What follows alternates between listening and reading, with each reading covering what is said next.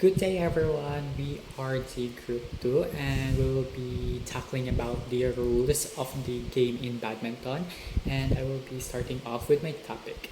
So first, before a game starts, a toss is always conducted, and the winner of the toss chooses either to serve or receive first, or it could be to choose a side of the court, while the loser takes the remaining choice. So, the next is scoring system. Each match is the best of 3 games, and every game goes up to 21 points. The game starts at 0-0. Whoever wins the rally gets the point, whether they served or not. If the score ties at 20-20, the game continues until one side leads by 2 points. But if it reaches 29-29, the player who scores the 13th point wins the game. The winner of game also serves first in the next round, and this is called the rally point system, which replaced the old side-out system.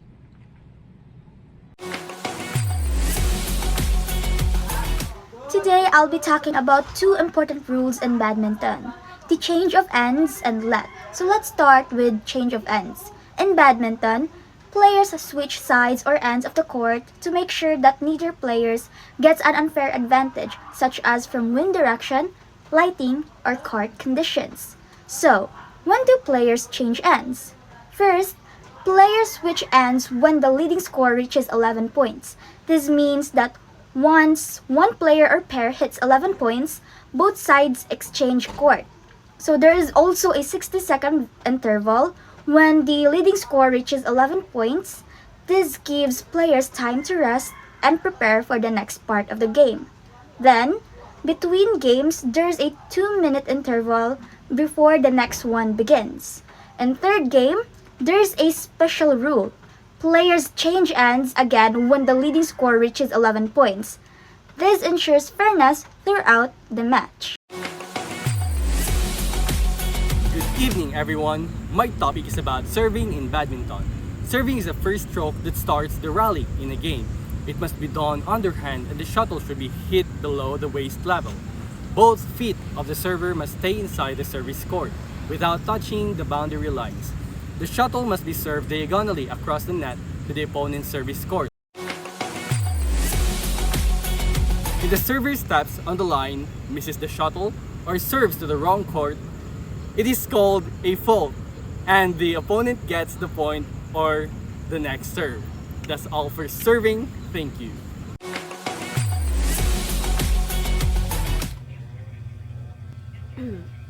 Hi, let's talk about how serving and receiving works in a game. At the start, the server serves from the right side if their team has 0 or an even number of points. If their team has an odd number of points, they serve from the left side. The same rules applies for the player who is receiving. For example, if the score is 2-1, the team with 2 points serves from the right side. The team with 1 point receives from the left side. Also, players take turns serving and receiving. You can't serve or receive out of order or receive twice in a row. In the next game, the winning team can pick who serves first and the losing team picks who receives. Good day everyone. So today I'll be discussing about singles and badminton. So in a single game, there is only one player on each side of the court. So the main goal is to hit the shuttlecock over the net and land it inside the opponent's court, so while preventing it from landing in your own. So when it comes to serving, the server's position depends on their score. If the server has not scored yet or has an even number of points, they serve from the right side of the court. So if the server has an odd number of points, they serve from the left service court. So during the rally, the shuttlecock is hit alternately by the server and the receiver until the fault occurs or the shuttle is no longer in play. If the receiver commits a fault or a shuttle lands inside the receiver's court, then the server scores a point and continues serving, but now from the opposite service court. However, if the server commits a fault or the shuttle lands inside their own court, the server loses the serve. The receiver then becomes the new server, but no points are scored for either side in that rally. In singles, players need to be quick, strategic, and have a strong stamina since they must cover the entire court by themselves. And that concludes my report about the singles and badminton. So thank you for listening. Doubles. At the beginning of a doubles game, and whenever a side gains the right to serve, the serve must be delivered from the right service court, and only the designated receiver is allowed to return the serve. If the shuttle touches or is hit by the receiver's partner, it results in a fault, and the serving side scores a point. This rule ensures fair play and proper rotation between partners. So in doubles, the key is correct positioning and coordination.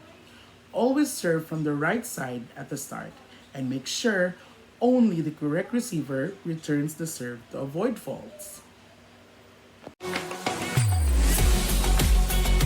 Service court errors. A service court error happens when a player serves out of turn, serves from the wrong service court, and stands in the wrong court ready to receive the serve. If this mistake is discovered after the next serve, it will not be corrected. But if it is noticed before the next service, the error will be corrected.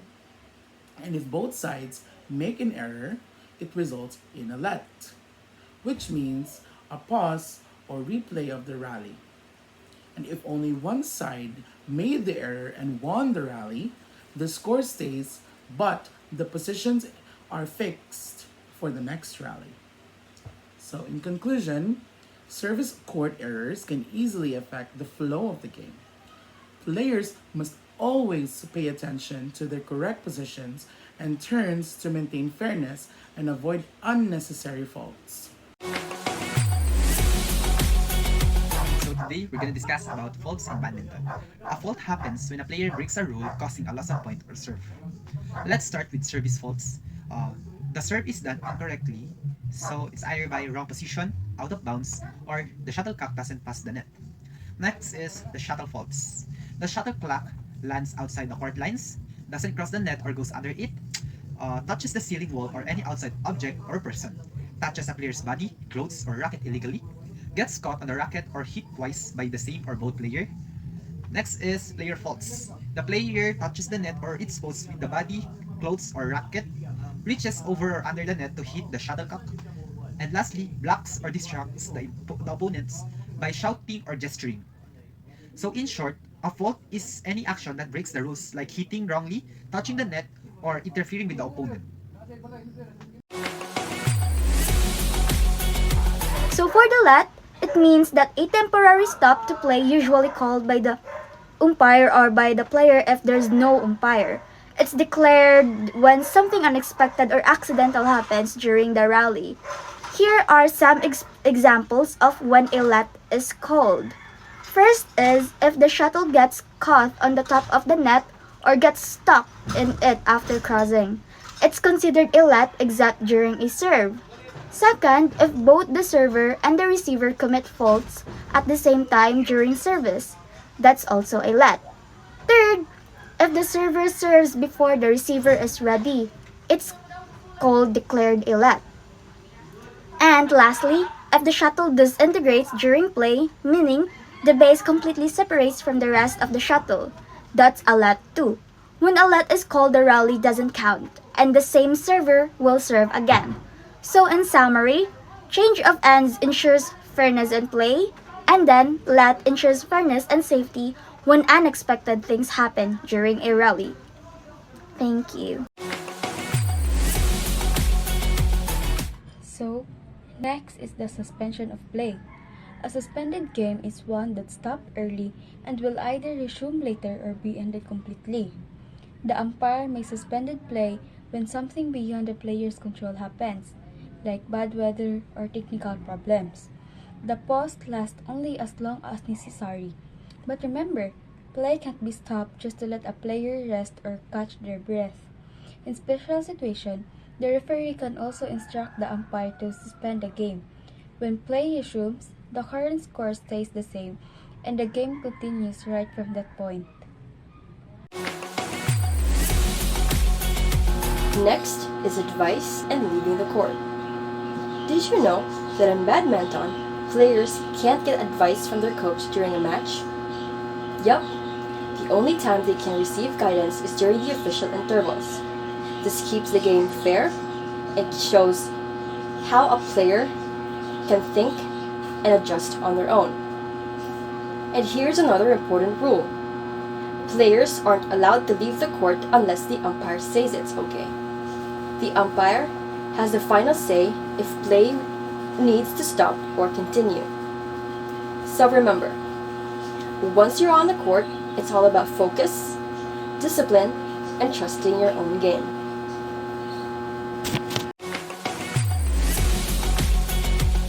Play, game conduct, and penalties. In badminton, the game must continue without long breaks from the start of the service until the match ends. However, short rest times called intervals are allowed in most official matches. Players can rest for up to 90 seconds between the first and second games and up to 5 minutes between the second and third games. These intervals give players time to recover and prepare for the next game, but they must follow time limits and return to play when the umpire says so. Play conduct. Players must always behave properly during a match. They should not delay the game, damage the shuttle, or act in an offensive or disrespectful way. If a player breaks the rule, the umpire can give a warning or call a fault. If the player continues to misbehave or commits a serious offense, the umpire can report it to the referee, who may disqualify the player from the match. Good conduct shows respect to the game, the officials, and the opponent. Order of play and position on the court. After the service is returned, the player on the serving side can hit the shuttle, followed by either player on the receiving side, continuing this pattern until the shuttle is no longer in play. Players can hit the shuttle from any position on their side of the net after the service is returned.